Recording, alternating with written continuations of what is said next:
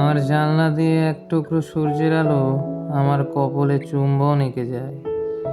আমি একাকী বসে থাকি ফাল্গুনের রাতে, ওই এক ফালি চাঁদও পূর্ণিমার রাতে আমার ললাটে চুম্বন এঁকে যায়। শান্ত স্নিগ্ধ বাতাস বয়ে চলে, নদী আপন স্রোতধারায় বয়ে যায়। রাতের তারাগুলো মিটমিটিয়ে বলে, ভালোবাসি তোমায়। বাতাস মাঝে মাঝে আলিঙ্গন করে, যাতে একাকিত্ব বোধ না হয়।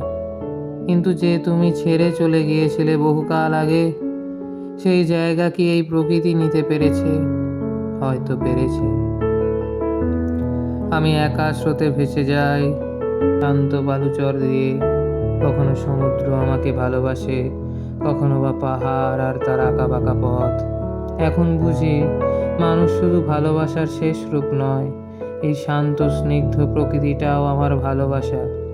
আমার অবসাদের দিনগুলোই মানুষরূপী কংক্রিটেরা পাশে থাকে না, পাশে থাকে এই শ্যামল কোমল প্রকৃতি। ওই জিনিয়া ফুলটা কথা বলে আমার সাথে ভালোবাসার। তোমার বেনিতে যত করণ ফুল লাগিয়েছিলাম, তারাও এখন মিথ্যে প্রেমের বিষয় নিয়ে আলোচনা করে আমার সাথে।